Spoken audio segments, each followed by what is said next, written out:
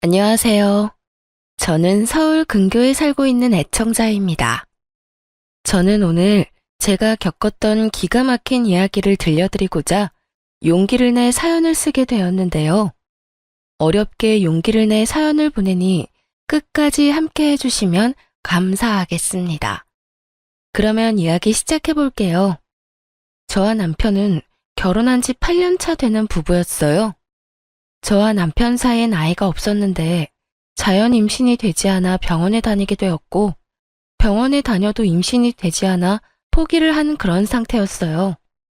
처음엔 남들 잘만 되는 임신이 되지 않아 좌절도 했고 내가 전생에 무슨 죄를 지어서 이렇게 임신이 안 되나 저 자신을 원망했던 적도 있었어요.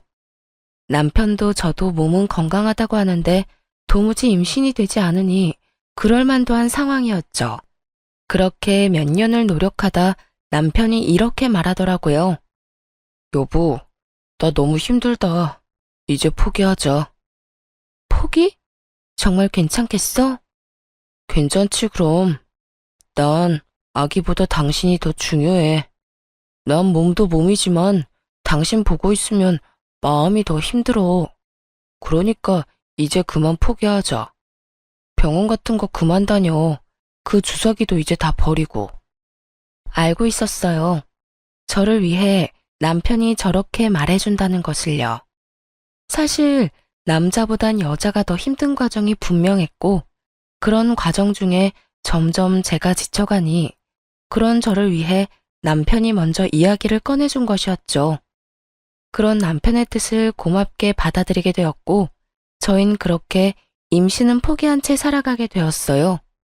한동안은 참 많이 힘들었지만 모든 걸 내려놓고 나니 점점 마음도 안정되고 아이 없는 생활도 즐기며 살아가고 있었어요.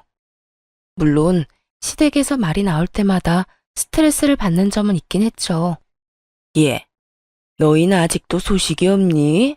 진짜 이대로 포기할 거야? 그렇지 않아도 식구도 없어서 조용한 집에 울음소리라도 들리면 좋으련만. 너희는 정말 자식 없이 살 작정인 게야? 누구보다 아기 기다리는 건 저희란 걸 어머님도 잘 아시잖아요.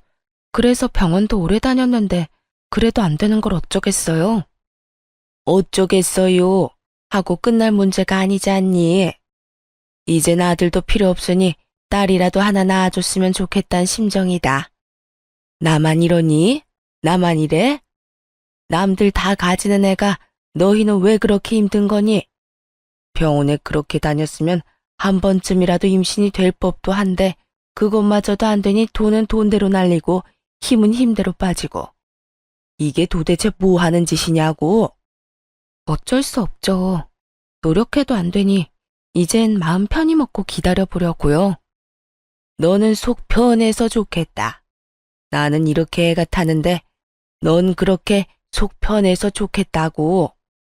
내려놨다고 한들 저라고 마냥 속이 편할 리가 없는데 시무는 꼭 저런 식으로 답답함을 분출했어요. 전 이 정도는 참을 수 있다고 생각했어요. 시댁엔 시무 혼자 계셨는데 시무 말대로 아이라도 있었으면 가끔 보는 손주 재미라도 있었을 텐데 그 재미도 없으니 저런 말 정도는 할 수 있다고 생각하며 이 정도는 그러려니 하고 넘길 수 있었어요. 하지만 도저히 넘길 수 없는 문제가 생겨나고 말았습니다. 시댁엔 제사가 많은 편이었는데 그 중에서도 단연 시부 제사는 중요한 집안 행사였습니다. 시모는 늘 저에게 조상한테 잘하면 그게 다 우리한테로 돌아오는 거야. 그러니까 음식 준비하면서 나쁜 생각하지 말고 귀찮다고 생각하지도 말거라. 좋은 마음으로 정성껏 준비해야 한다니 말이야. 특히 네 시아버지 제사상 준비할 때는 더 정성을 쏟아야 한다. 음식도 살아생전 네 시아버지가 좋아했던 것도 추가해서 올리고 라고 제사를 강조하곤 했고 저 역시 며느리 된 도리는 지키고자 시부 제사 땐 더 신경을 쓰는 편이었죠. 시부 제사가 있는 날엔 아침 일찍부터 시댁으로 가 제사 음식을 정성껏 마련하고 시댁에서 시간을 보내곤 했으니까요. 그러던 어느 날 아빠가 갑작스러운 사고로 인해 돌아가시게 되셨어요. 외동딸인 저를 너무나 사랑하며 키워주신 아빠의 죽음은 너무나도 갑작스러웠으며 너무나도 저를 절망스럽게 만들었습니다. 모든 자식이 그러하듯 저 역시 많이 보답하지 못한 마음에 후회스럽기도 했고 더는 따뜻한 아빠 품에 안길 수 없다는 사실이 너무나도 힘들었어요. 그렇게 1년 가까이 저는 슬픔에 잠겨 있었고 남편은 그 시간 동안만큼은 누구보다 다정하게 저를 챙겨주었어요. 남자가 나쁘끄럽게 꽃 같은 거 들고 돌아다니는 거 아니라던 사람이 한아름 꽃을 사와 안기기도 하고 10년이 넘는 세월 동안 장모님께 애교 한번 부려본 적 없는 사람이 친정엄마의 팔짱을 끼고 우리 집에 모셔오기도 했고요. 장모님, 오늘은 저희 집에서 주무시고 가는 겁니다. 아니야, 그냥 밥만 먹고 갈게. 내가 여기서 자면 정서방 불편해서 안 돼. 불편하기는요. 요즘 집사람도 영 힘이 없어서 저도 힘이 없는데 장모님 계시면 집사람이 웃기도 하잖아요. 저한텐 그것만큼 힘나는 일이 또 없는걸요. 그러니까 오늘은 무슨 일이 있어도 주무시고 가셔야 합니다. 제가 특별히 집사람 옆자리도 양보해 드릴게요. 그래? 정서방이 정 그렇다면 오늘은 자고 갈게. 이렇듯 엄마를 모시고 오는 날이면 어떻게 해서든 엄마를 제 옆에서 자게 했고 그런 남편을 보며 저 역시 웃는 날이 생겨나고 있었어요. 돌아온 아빠의 기일날엔 슬프기는 했지만 처음보단 많이 무뎌진 감정으로 제사를 맞이할 수 있었어요. 아빠의 첫 제사이다 보니 제가 모시고 싶었고 남편에게 이런 제 뜻을 말하니 남편도 흔쾌히 알겠다고 하더라고요. 여보, 이제 곧 아빠 기일인 거 알지? 그럼 알지. 얼마 안 남았잖아. 왜? 나 우리 아빠 제사 우리 집에서 지내고 싶어. 첫 제사이기도 하고 내가 차려드려야 마음이 편할 것 같아. 뭘 그런 걸 묻고 그래. 당신이 장인어른 제사 챙기는 건 당연하지. 뭐든 당신이 하고 싶은 대로 마음 가는 대로 다 해. 난 상관하지 말고, 알겠지? 남편은 제 손을 꽉 잡아주며 제가 원하는 건 뭐든 다 하라고 해주더라고요. 앞으로도 우리가 모시자고까지 해주었고요. 그렇게 저와 남편은 한사코 와서 돕겠다는 엄마를 오지 못하게 하고 제사 준비를 시작했어요. 한창 준비하고 있는데 시모에게서 연락이 왔더군요. 요즘 뭐 하고 지내니? 뭐 하고 살길래 연락 한 통이 없어? 죄송해요.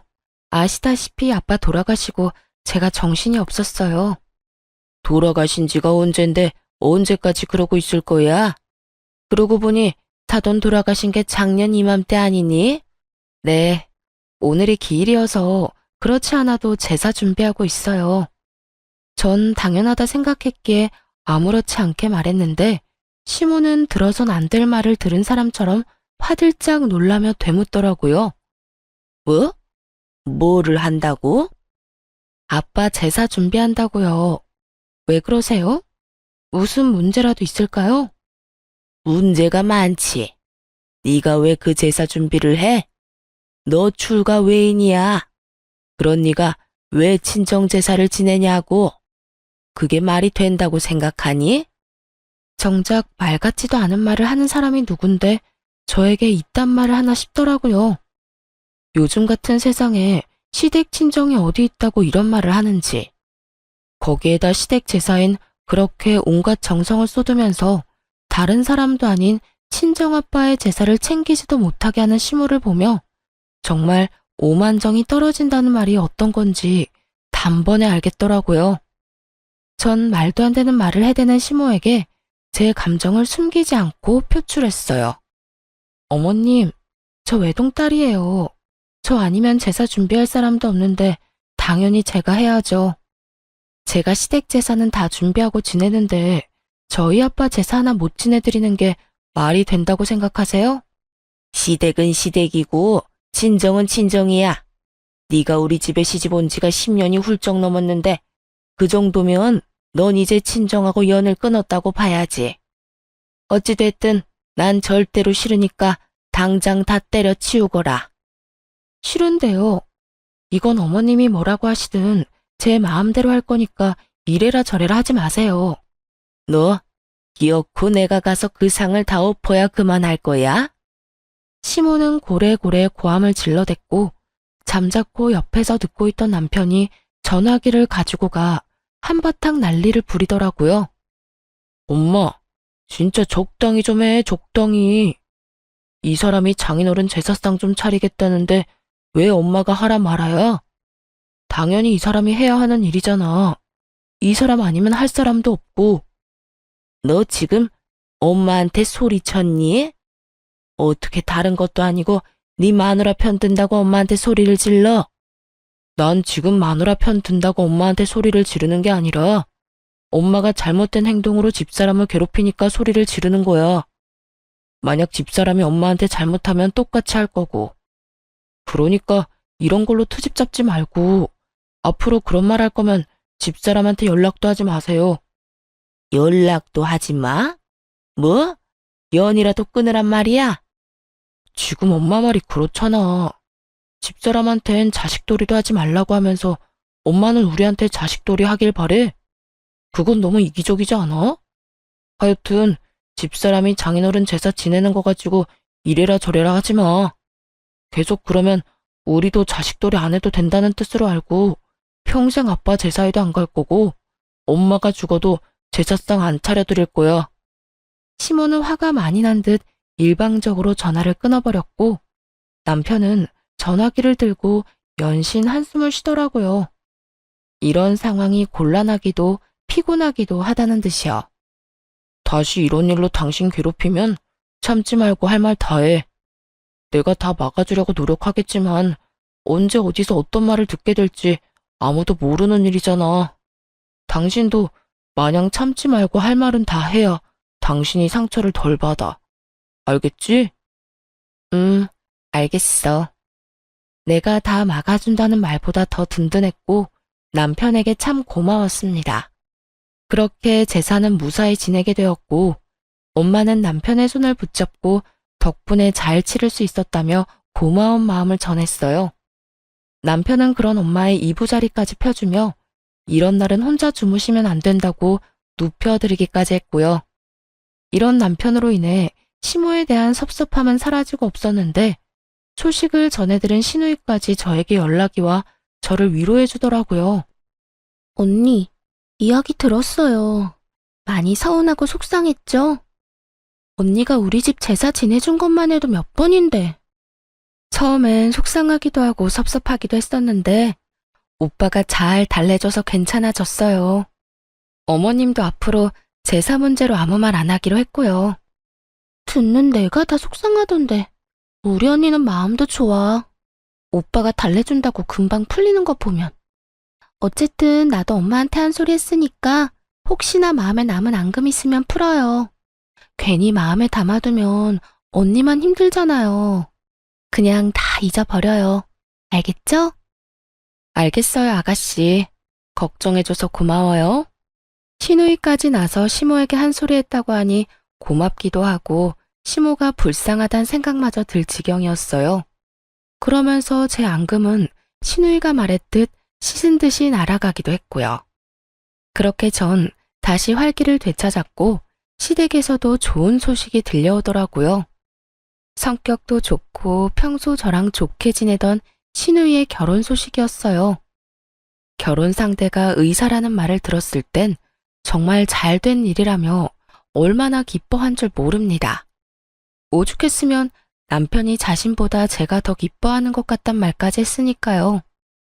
저는 정말 기쁜 마음으로 시누이에게 축하 말을 전했고 시누이 역시 기뻐하며 저에게 시집가서 잘 살겠다고 하더군요. 그렇게 집에는 경사가 났다며 다들 기뻐하고 있는 와중 저에겐 불안한 일들이 일어나고 있었어요. 저를 불안에 떨게 만든 장본인은 다름 아닌 시모였는데요. 시누이가 시집 간다는 말이 나온 뒤부터 묘하게 시모가 저에게 잘 대해주는 느낌이었어요. 어느 날은 시댁에 갔는데 밥상이 다 차려져 있더라고요. 어머님, 이게 다 뭐예요? 보면 모르니? 너 먹으라고 내가 다 차렸어. 다 네가 좋아하는 반찬들이니 마음껏 먹고 맛있으면 싸서 가거라. 혹시 몰라서 넉넉히 해서 소분해서 넣어뒀어. 감사해요. 다 맛있겠어요. 얼른 먹고 설거지는 제가 할 테니 두세요. 아니야, 됐어. 음식 만든 사람이 뒷정리까지 다 해야지. 너는 그런 거 신경 쓰지 말고 맛있게 먹기나 해. 아니에요. 설거지는 하게 해주세요. 제가 마음이 불편해서 그래요. 저는 끝까지 설거지만은 제가 한다고 했지만 시모는 한사코 저를 말리며 직접 설거지를 해버리더라고요. 이런 모습만 해도 불안감이 밀려오는데 시모의 입에선 도저히 상상할 수도 없는 말이 나왔습니다. 그날은 시댁 제사를 얼마 앞두지 않은 어느 날이었어요. 집에서 쉬고 있는데 시모에게서 전화가 오더라고요. 아가, 바쁘니? 아니요, 어머님. 왜요? 무슨 일 있으세요? 저 지금 갈까요? 아, 아니다. 그런 게 아니라, 다름이 아니라 이번에 오는 증조부님 제사 말이다. 아, 네. 알고 있어요. 그렇지 않아도 그 전날부터 시간 비워뒀어요. 아니, 그런 뜻이 아니라, 혹시 바쁘면 안 와도 된다는 말 하려고 전화했어. 아니, 앞으로 제사 지내는 거 신경 안 써도 돼. 앞으로는 나 혼자 해도 될 것 같구나. 어머님, 갑자기 왜 그러세요? 제사를 그렇게 중요하게 여기시면서. 생각해보니까 요즘에 우리 집처럼 제사 많이 지내는 집도 없고 너도 8년이나 했으면 할 만큼 했다 싶어서 말이야. 이제 나도 나이도 있고 줄일 수 있는 건 다 줄이고 간소하게 혼자 지내려고 해. 그러니까 너는 앞으로 안 와도 된다. 네? 어머님, 진짜 무슨 일 있으신 거 아니죠? 아니라니까 얘가 왜 이래? 이상하잖아요. 지난 8년 동안 단 한 번도 이런 적이 없었는데 그런 이유로 갑자기 아예 제사도 오지 말라고 하는데 제가 걱정되지 않겠어요? 혹시 저한테 뭐 바라는 거 있으세요? 아니면 제가 뭐 잘못했어요? 그런 거 없다니까. 하여튼 이번 제사부터 안 와도 되니 그런 줄 알고 푹 쉬거라. 그렇게 중시하며 8년 내내 비가 오나 눈이 오나 제사 하나만큼은 챙기던 시모가 이런 말까지 하니 불길할 수밖에 없었죠. 도대체 무슨 일인가 하고 생각을 해봤더니 이유는 하나뿐이더라고요. 신우이의 결혼. 시기상으로도 상황상으로도 그 원인은 신우이 결혼밖에 없었고 전 남편을 붙잡고 추궁 아닌 추궁을 하게 되었습니다. 여보, 솔직하게 말해봐. 어머님, 나한테 뭐 바라는 거 있으시지? 어? 우리 엄마가? 갑자기 왜? 글쎄 이상하잖아. 8년 내내 나한테 밥상 받아먹던 분이 요즘 따라 집에 불러서 가보면 밥상이 떡하니 차려져 있기도 하고 요즘엔 나한테 설거지도 안 시키셔. 그것뿐인 줄 알아? 그렇게 제사 노래를 부르던 어머님이 그제는 갑자기 연락이 와서 제사를 오지 말라고 하더라니까. 당신 같으면 이상하지 않겠어? 난 지금 이 상황이 굉장히 이상하거든. 그러니까 솔직하게 말해봐. 아가씨 결혼 때문에 나한테 뭐 바라는 거 있으시지? 왜? 가전이나 가구 사달래? 냉장고? 아니면 세탁기? 아니면 침대? 뭔데? 말해봐. 아니야. 바라긴 뭘 바래. 그런 거 아니니까 신경 쓰지 마. 그냥 이제서야 당신한테 그렇게 해주고 싶으셨겠지. 남편은 한사코 아니라며 손사래를 쳤지만 저는 아닌 게 아니란 걸 알 수 있었어요. 지나치게 화들짝 놀라는 모습과 말을 더듬은 것이 딱 남편이 거짓말할 때 나오는 모습이었거든요. 여보, 그냥 솔직하게 말해봐. 나 화 안 내. 난 당신이 거짓말하고 나한테 숨기는 게 제일 싫어. 그러니까 말해봐, 솔직하게. 전 남편을 끝까지 닥달했고 제 눈치를 살피던 남편이 무거운 입을 열었어요. 그게 사실은 엄마가 혜은이 집이라도 해서 보내주고 싶나 봐. 집? 왜? 상대방 집안에서 집까지 해오라고 한대? 그런 건 아닌데, 의사 집안에 시집 가는데 집이라도 해가야 혜은이 기가 좀 살지 않겠냐고 말이야. 그러면서 하는 말이 장인어른 사망보험금으로 혜은이 집 한 채 해달라고 하더라고. 물론 나는 그 자리에 펄쩍 뛰면서 안 된다고 했어. 혜은이도 그 말 나오자마자 그건 절대 안 되는 일이라고 했고. 당신한테 아무 말도 안 한 건 혹시나 당신이 오해할까봐 그랬어. 우리는 진짜 그럴 생각도 없는데 혹시나 당신이 우리도 그런 생각으로 당신을 대한다고 생각할까봐. 다른 사람도 아닌 신우이가 결혼을 하니 저도 세탁기, 냉장고쯤은 해줄 수 있다고 생각했는데 시모는 제 예상을 훨씬 뛰어넘어 집을 바라고 있더라고요. 그것도 돌아가신 지 얼마 되시지도 않은 아빠의 보험금으로 말이죠. 정말 그 순간 기가 막혀 말이 나오지 않더라고요. 그런 제 눈치를 남편은 또 살피고 있었고요. 여보, 당신은 정말 어머님 생각이랑 다른 거 맞지? 날 몰라? 난 진짜 아니야. 난 엄마가 그 말 꺼내자마자 절대 안 되는 일이라고 했어. 그 돈이 어떤 돈인데 그 돈을 쓸 수가 있겠어? 혹시나 쓸 일이 생긴다면 그건 오로지 장모님을 위해 써야 하는 돈이잖아. 두 번 다시 그런 이야기 꺼내지도 말라고 못 박았어. 혜은이도 그 돈으로 시집 가야 한다면 차라리 안 가는 게 낫다고까지 했고 말이야. 이렇게 말한 남편은 저에게 전혀 신경 쓸 필요 없다고 하더군요. 이럴까봐 이야기하지 않은 거라고 하면서요. 이야기를 들어보니 신우이 역시 친정아빠 보험금을 노리는 것 같지 않았고 오로지 시모 혼자 헛된 꿈에 빠져 난리를 부리는 듯 했어요. 전 남편의 말대로 신우이의 결혼엔 신경 쓰지 않고 지냈고 그렇게 제가 아무런 연락도 없으니 답답한 시모가 직접 이야기를 꺼내고자 연락이 왔더라고요. 이때쯤이면 제 귀에도 많은 이야기가 들어갔을 텐데 제가 아무런 연락도 하지 않고 어떤 말도 없으니 답답한 마음에 먼저 한 연락이었죠. 아가, 잘 지내니? 요즘 왜 연락이 없어? 혹시 어디 아프니? 아프긴요, 괜찮아요. 요즘 이런저런 일로 정신이 좀 없어서 연락도 못 드렸네요. 어머님은 잘 지내시죠? 시모는 저의 잘 지내냐는 말을 기다렸다는 듯이 목소리에 힘을 쭉 빼며 축 처진 목소리로 본심을 드러내기 시작했어요. 그게 난 잘 못 지낸다. 요즘 걱정이 많아. 왜요? 무슨 일 있으세요? 너도 알다시피 우리 혜은이가 직장 생활을 늦게 시작했지 않니? 그래서 모은 돈이 별로 없어. 아니, 거의 없다고 봐야지. 그런데 혜은이가 시집가는 집이 보통 집이니? 의사 집안 아니니? 의사 집안. 왜요? 그 집에서 뭘 과하게 바라기라도 하는가 봐요? 아니, 꼭 그런 건 아닌데. 그런 집안에 시집 보내는데 덜렁 몸만 보낼 수도 없는 노릇이고 그렇다고 우리가 도와줄 형편이 되는 것도 아니고. 그래서 말인데 아가, 네가 좀 도와주면 안 되겠니? 더도 말고 덜도 말고 딱 집 한 채만 네가 해주면 참 좋을 것 같아.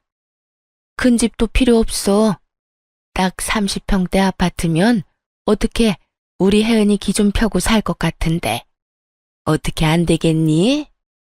시모는 30평대 아파트가 사고 싶다고 마음만 먹으면 살 수 있다는 듯 별것 아닌 것처럼 말을 하더라고요. 그 모습에 전 더 어이가 없었고 이런 문제일수록 확실히 말해야 했기에 전 돌리지 않고 대답을 해주었어요. 어머님, 30평대 아파트가 한두 푼도 아니고 저 그런 돈 없어요. 그리고 돈이 준비되는 집안이면 집을 준비해서 가는 것도 좋겠지만 그럴 상황이 안 되면 두 사람이 잘 이야기 나눠서 두 사람 힘으로 모아서 집을 마련해야 하지 않겠어요? 혜은이가 가진 게 없는데 뭘 모아서 집을 마련해? 그리고 모은 게 있다고 한들 어떻게 그 집에 신혼집 마련할 돈을 내놓으라고 하냐고. 그 집안이 보통 집안이 아니라고 했잖아. 그냥 집안이 아니라 의사 집안이라고. 그런 집에 시집 가면서 집 한 채 정도는 해야 할 거 아니니? 조금 전까진 아가 하며 상냥하기 그지없던 시모는 제가 단칼에 거절하고 나서자 180도 바뀐 언행으로 화를 내기 시작하더군요. 그런 시모의 모습에 저 역시 화가 올라오기 시작했지만 같이 화를 낸다고 한들 남는 것도 없기에 최대한 차분히 시모와 대화하려 애썼어요. 그러면 그렇다고 솔직하게 아가씨랑 결혼할 남자한테 말을 해야죠. 저한테 이렇게 돈 내놓으라고 할 게 아니라요. 글쎄 그렇게 해서 결혼하면 우리 혜은이가 평생 기죽어서 살 거 아니니? 나는 그 꼴은 못 본다. 그러니까 잔말 말고 네가 집 한 채 마련해줘. 그러면 될 문제인데 왜 이렇게 일을 키우니? 너 돈이 있지 않니? 돈이 없는 것도 아니면서 왜 이렇게 쪼잔하게 굴어? 평소에 너랑 혜은이랑 사이가 안 좋은 것도 아니고 사이도 좋으면서 왜 이렇게까지 째째하게 구냔 말이야. 사이 좋은 거랑 집 한 채 해주는 거랑은 별개예요. 그리고 저한테 그런 큰 돈이 어디 있어요? 있잖아. 네 아빠 사망보험금. 사돈 돌아가시면서 사망보험금 많이 받은 거 나도 다 안다. 내가 네 아빠 제사도 지내게 해줬는데 넌 고작 집 한 채 못 해주니? 결국 시모의 입에서 아빠의 사망보험금 이야기가 나오고야 말았고 저는 화를 참을 필요가 없다고 생각했어요. 다른 것도 아닌 아빠의 목숨값을 자격도 없는 시모가 저리도 당당하게 요구하는 모습을 보며 참을 필요성이 사라졌기 때문이었죠. 저한테 사망보험금이라도 맡겨두셨어요? 그런 것도 아니면서 어쩌면 이렇게 당당하게 요구하세요? 그 돈 다른 것도 아니고 저희 아빠 목숨값이에요. 그 목숨값으로 아가씨 아파트나 사주라고요? 제가 왜 그래야 하는데요? 저는 그러고 싶지 않아요. 저 아가씨 좋아하는 거 맞는데 그래도 아닌 건 아니죠. 저는 절대로 해드릴 생각 없으니까 더는 이런 일로 연락하지 마세요. 너 진짜 이렇게 매정하게 굴 거야? 너 때문에 우리 혜은이 의사 집안에 시집 못 가게 되면 네가 책임질 거야? 집 못 해간다고 못 갈 시집 같으면 가지 말라고 하세요. 그리고 그렇게 해서 시집 못 가게 되면 그건 제 책임이 아니라 집 한 채 바라는 집에 시집 간다고 욕심부린 아가씨 책임이죠. 그러니까 어머님, 애먼데 책임 전가하지 말고 이럴 시간에 아가씨한테 예비 신랑이랑 이야기나 잘 나눠보라고 하세요. 너 지금 시어미 가르치니? 어디서 버르장머리 없게 시어미한테 이래라 저래라 해야? 넌 친정에서 그렇게 배웠니? 그깟 돈으로 유세 부리면서 시어미한테 이따위로 굴라고 네 엄마가 가르쳤어? 그럴 리가 있겠어요?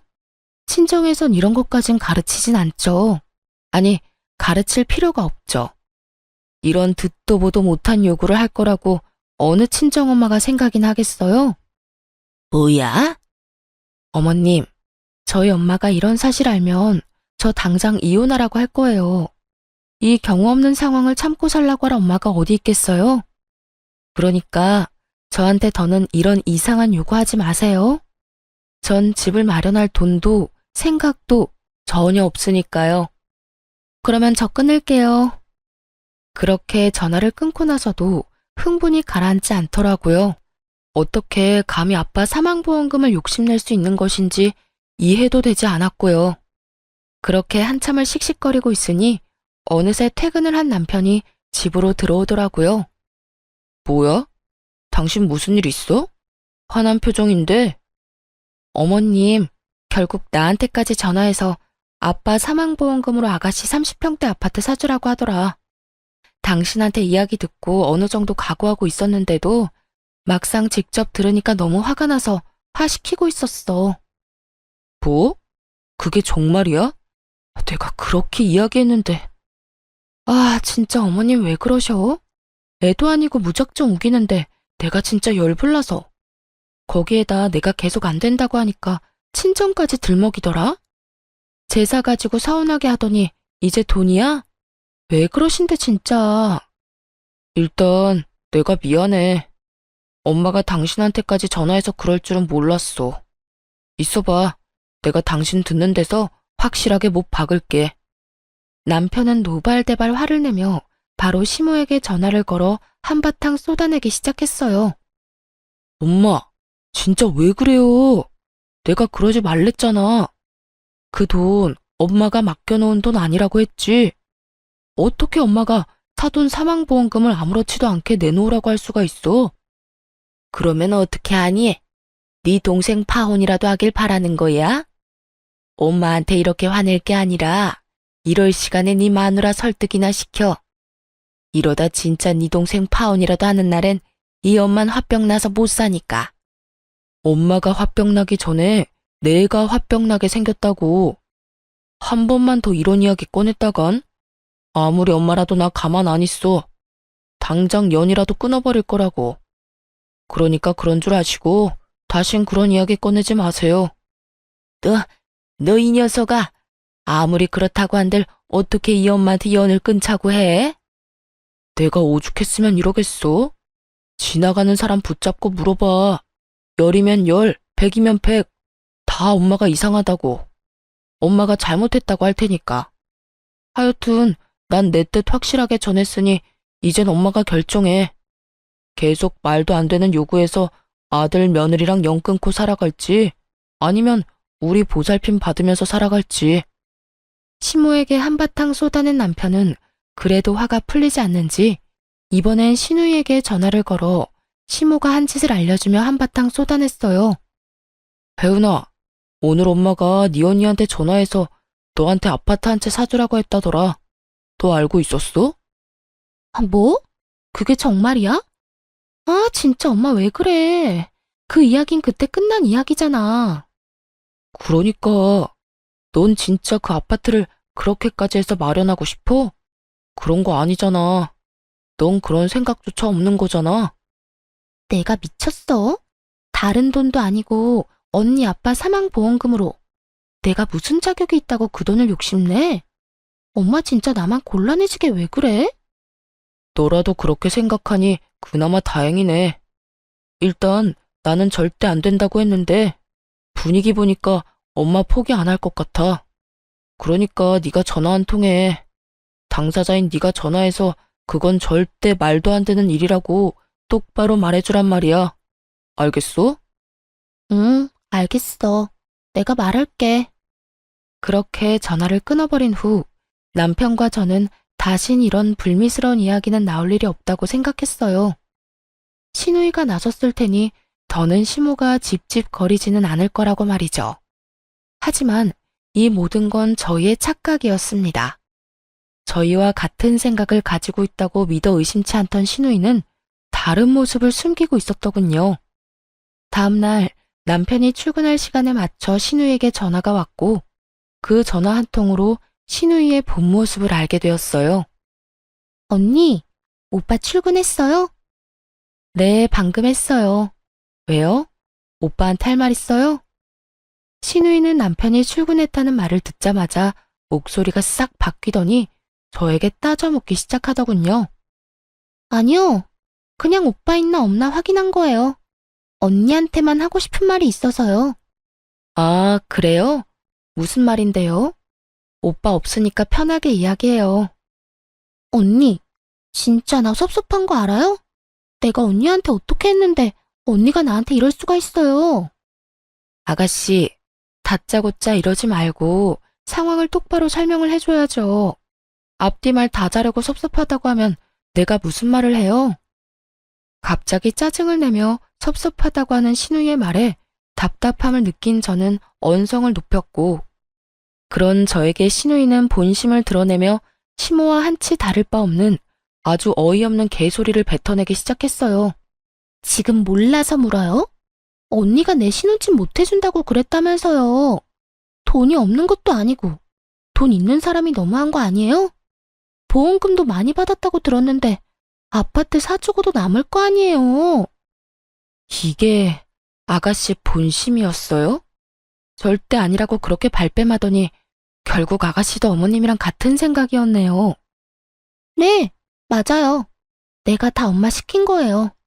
나 아니면 엄마가 어떻게 사망보험금으로 그 큰 금액을 받았단 걸 알겠어요? 나니까 이리저리 알아보다 알아낸 거지. 하여튼 그게 중요한 게 아니라 아파트 좀 해줘요. 그냥 투자한다고 생각하고 해주면 되잖아요. 들어보니 시모가 그렇게 막무가내로 군 건 다 신우이 때문이었더군요. 신우이는 뒤에서 시모를 부추기며 저를 압박하고 있었고 본인은 시모의 뒤에 숨어 착한 척하고 있었던 것이었죠. 거기에다 남편이 알면 난리가 날 것이 분명하니 교묘하게 시모를 이용해 저에게 돈을 뜯어낼 계획이었던 것이죠. 그런데 끝까지 제가 버티며 싫다고 하자 더는 시모만 믿고 있을 수는 없다 싶었는지 남편이 없는 시간에 저를 압박하려고 전화를 걸었던 것입니다. 신우이는 시모보다 더 난리를 부리며 돈을 내놓으라고 우겨대고 있었고 전 밀려오는 배신감과 분노에 핏대를 세우며 말했죠. 그건 절대로 안 되니까 정신 좀 차려요. 아가씨가 어제 오빠한테 그랬죠? 그 돈이 어떤 돈인데 아가씨가 그 돈을 욕심낼 수 있겠냐고요. 그 말 그대로 돌려줄게요. 그 돈 내 돈 아니고 우리 친정엄마 돈이에요. 그런 엄마 돈을 내가 어떻게 욕심낼 수 있겠어요? 친정 돈이 언니 돈이고 그런 거 아니겠어요? 아니, 말이야 바른 말이라고. 친정엄마 돌아가시고 나면 그 돈 다 언니 돈 될 건데 미리 받아와서 좋은 일 좀 하면 되는 거잖아요.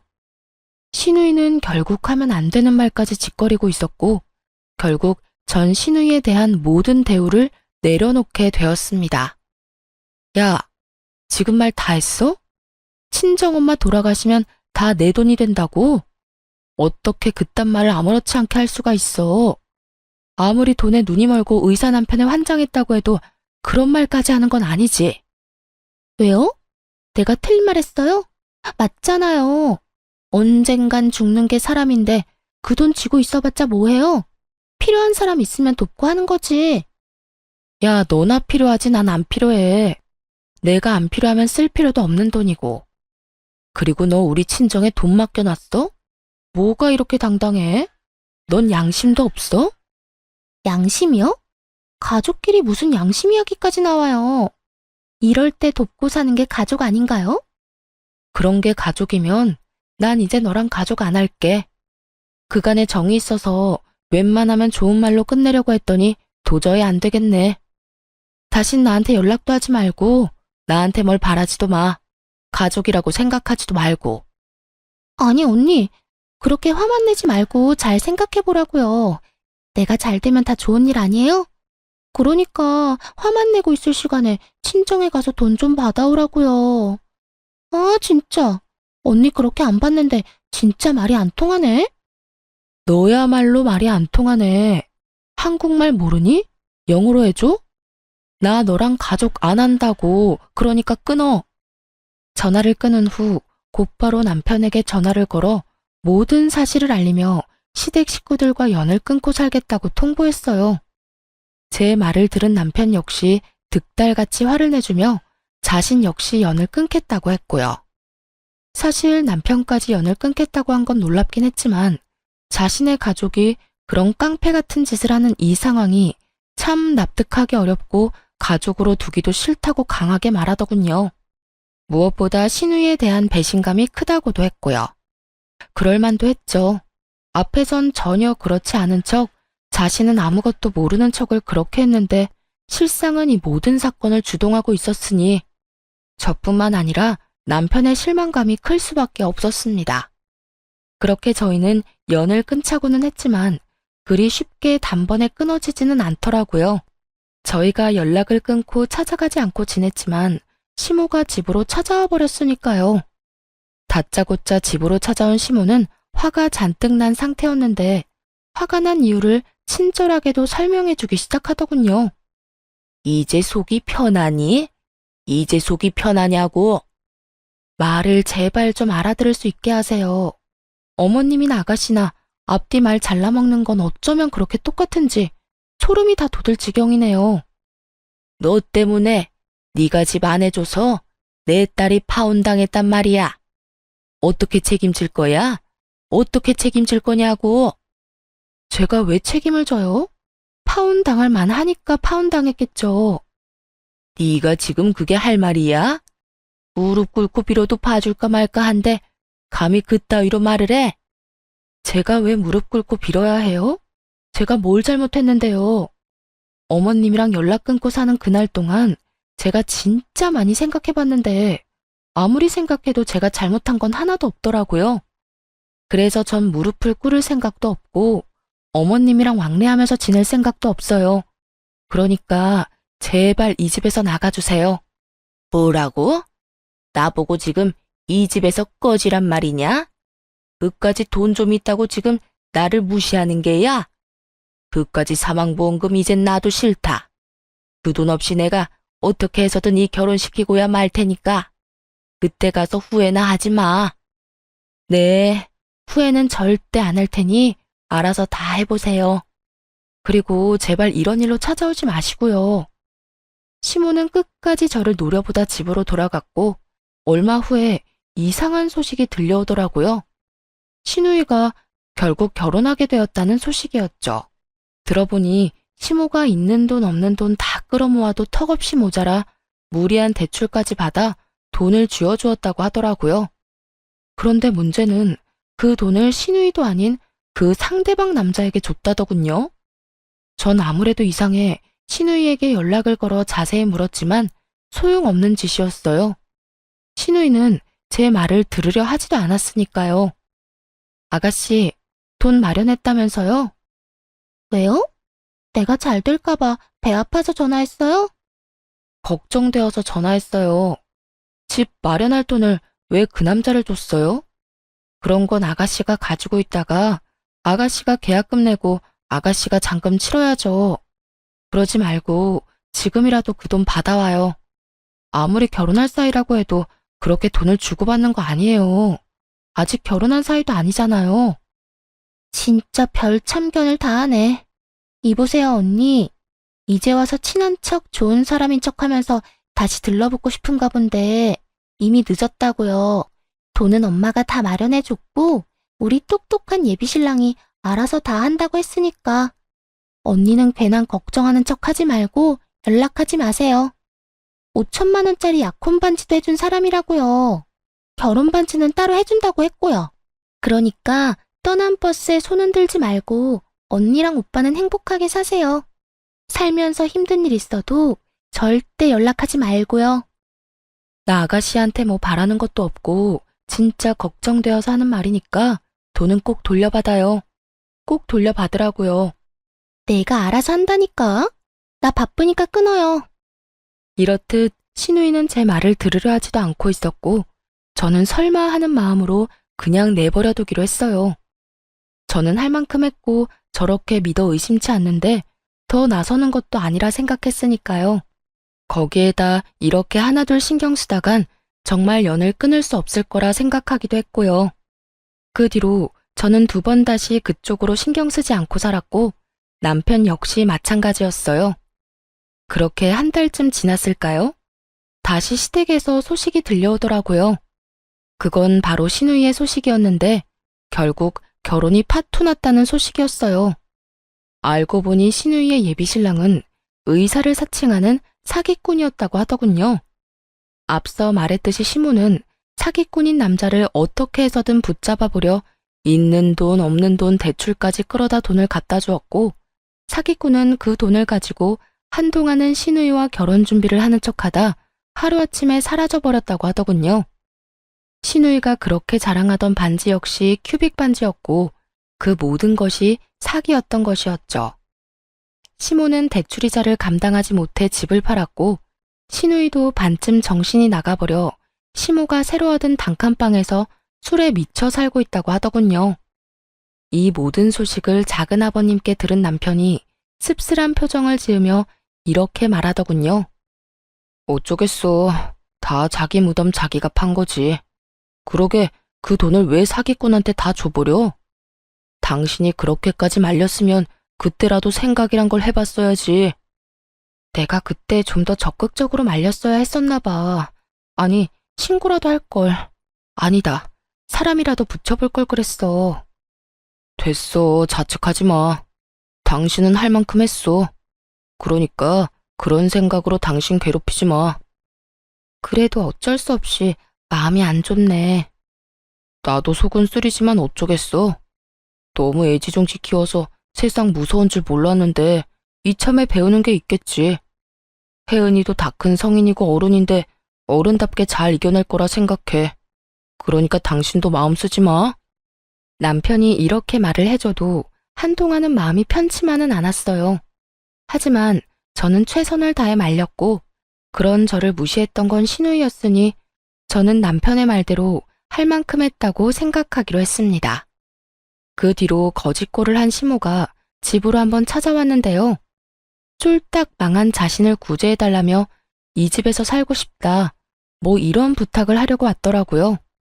그런데 남편이 곧바로 집을 내놓고 저흰 다른 동네로 이사를 갔어요. 시모가 먼저 우리를 찾을 경우의 수를 다 끊어버린 거죠. 한번 한다고 하면 하는 남편이기에 남편은 확실히 저와 시모의 연을 끊어주었고 덕분에 전 좀 더 편한 마음으로 살고 있어요. 그리고 저에게 좋은 소식이 있어요. 그건 바로 임신 소식인데요. 처음 남편에게 이 사실을 알렸을 때 글쎄 남편이 울더라고요. 여보, 나 임신했어. 나 진짜 임신했다고. 그게 정말이야? 진짜야? 이거 꿈 아니지? 그래, 정말 임신이야. 며칠 전에 테스트기 했는데 2줄이길래 오늘 병원 다녀왔더니 임신 맞대. 5주차 들어섰대. 진짜 꿈 아니야? 진짜 임신이야? 여보, 고마워. 여보 진짜 고생했다. 진짜 우리 고생했다. 울긴 왜 울어. 기분 좋은 날에. 우리 앞으로 진짜 잘 살자. 진짜 열심히 살자. 그래, 진짜 고맙다 고마워. 내가 앞으로 더 잘할게. 이렇듯 저희는 더 애틋하게 지내고 있어요.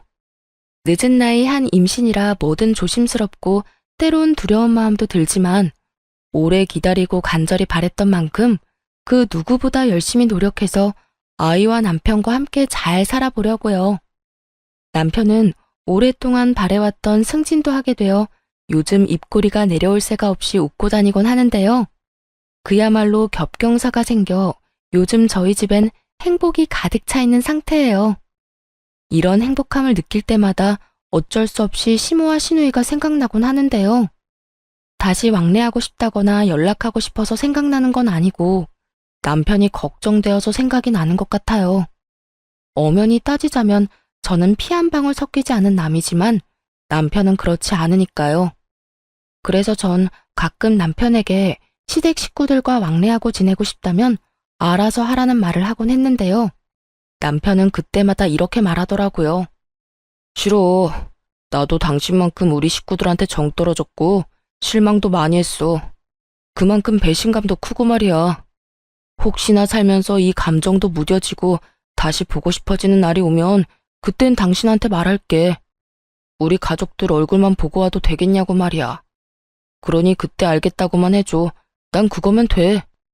그래서 저도 이런 남편의 뜻에 따라주려고 합니다.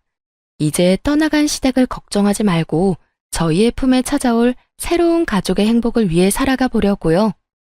그리고 그 많은 일들에도 제 옆을 지켜준 남편을 이젠 제가 지켜주려고 해요. 다들 응원해 주실 거죠? 저의 긴 사연도 끝이 났어요. 지금까지 저와 함께 해주셔서 감사합니다. 행복하세요.